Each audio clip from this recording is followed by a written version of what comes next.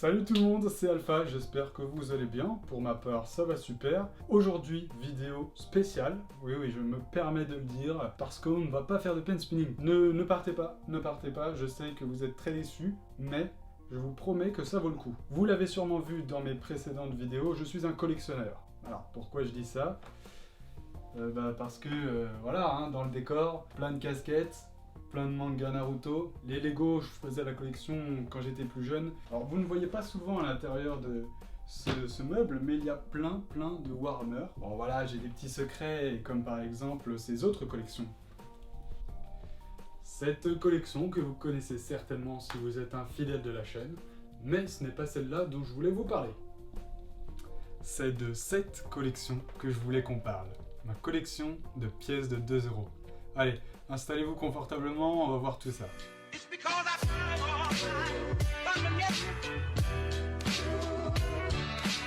C'est parti pour la première page. Il faut savoir que j'ai 101 pièces, sachant qu'il y en a seulement 2 que j'ai achetées, ou plutôt qu'on m'a offert. Toutes les autres proviennent de découvertes, du hasard, de la recherche, de la patience, et toutes ces choses et ces qualités qu'ont un collectionneur.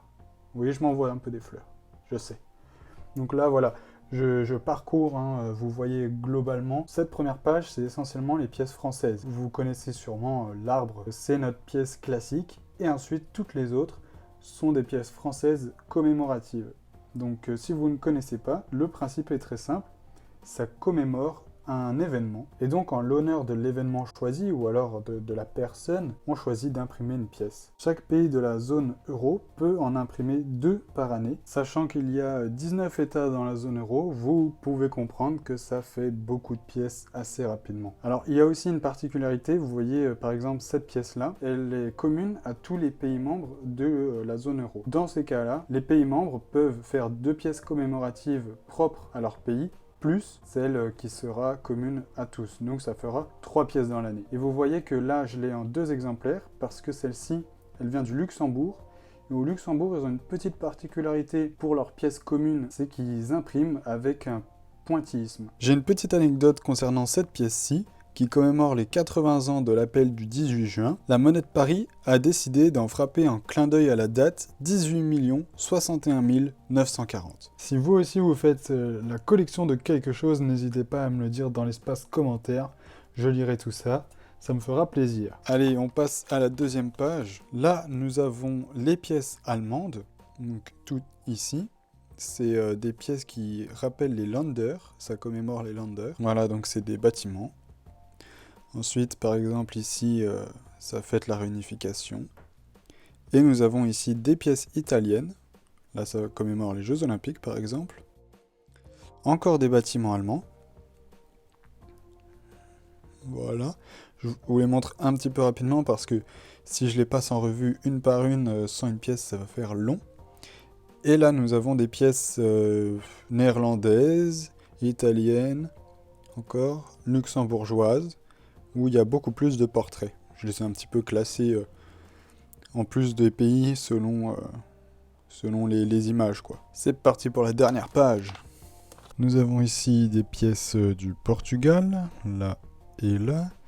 Des pièces d'Italie, un peu ici. Donc pareil, je vous les passe un petit peu en revue rapidement.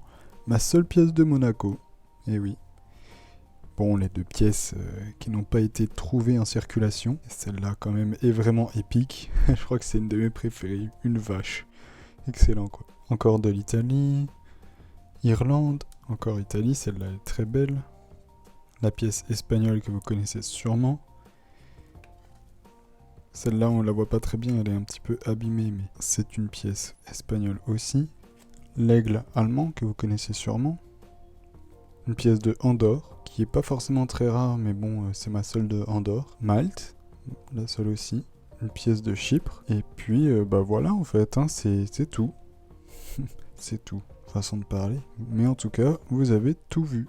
Cette pièce est intéressante parce qu'elle représente Erasme, et je voulais aussi profiter de cette pièce pour vous faire part d'un truc assez cool, je trouve, car l'année prochaine, en 2022, on va célébrer le 35e anniversaire du programme Erasmus. Pour fêter ça, vous l'avez presque deviné, je pense, il va y avoir une pièce commémorative. Et la Commission européenne propose en ce moment même sur son site 6 pièces, et ça va être en fait à nous de voter pour notre pièce préférée et qu'on pourra retrouver donc dans nos porte-monnaies. Si jamais vous voulez voter pour le sondage, je vous invite à cliquer sur le lien que je mettrai en description. Par contre, je vous laisse me dire en commentaire pour quelle pièce vous avez voté, que je vois un petit peu quelle est votre pièce favorite. Alors c'est vrai que jusque-là, je vous ai pas vraiment parlé de la valeur des pièces parce que oui, c'est des pièces de 2 €, mais elles valent un petit peu plus que 2 €. Ce qu'il faut savoir, c'est que la majorité des pièces de 2 €, finalement, elles valent que 2 € parce que vous n'allez pas tous les jours trouver quelqu'un à qui la vendre plus cher, hein, donc ça sert à rien non plus de croire que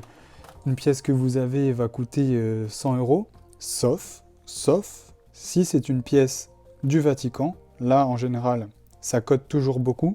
Ou alors une pièce de Saint-Marin. C'est des pièces qui sont très souvent éditées en petit exemplaire par rapport aux pièces allemandes, françaises. Donc si jamais vous vous rendez compte que vous en avez une, eh ben, tout simplement, envoyez-moi cette pièce, s'il vous plaît.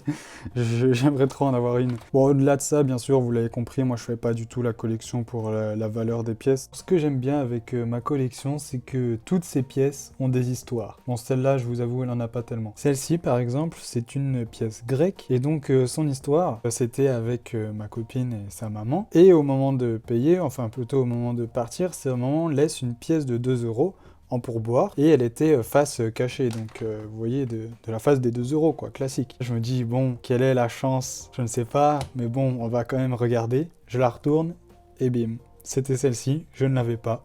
C'était une émotion assez forte. Celle-ci est une pièce portugaise que j'ai eue d'ailleurs il y a 1 an maintenant. C'est bientôt son anniversaire elle d'ailleurs. On était au Portugal, donc forcément j'essayais de trouver une pièce portugaise. On est allé dans un petit café pour boire un coup, manger un petit truc et tout. Je demande à la patronne si elle a pas des pièces de 2 € du Portugal. Et là elle me dit non, non. Bon bah pas de souci, on s'assoit, on mange un coup et tout. Et là t'as un gars qui arrive, qui paye une boisson, voilà, un truc. Elle m'appelle, elle me dit « Hey, venez voir, venez voir !» Et en fait, la personne, le client juste après nous, avait payé avec cette pièce. Enfin, c'était vraiment excellent, ça. Celle-ci aussi est excellente, c'est une pièce finlandaise. L'histoire, c'est que mon frère a eu un moment avec un échange scolaire, une correspondante finlandaise. Voilà, je lui ai parlé vite fait de ma collection et j'ai dit « Tiens, par hasard, t'as pas ton porte-monnaie, tu pourrais pas regarder si t'en as ?» Et en regardant son porte-monnaie, elle en avait une.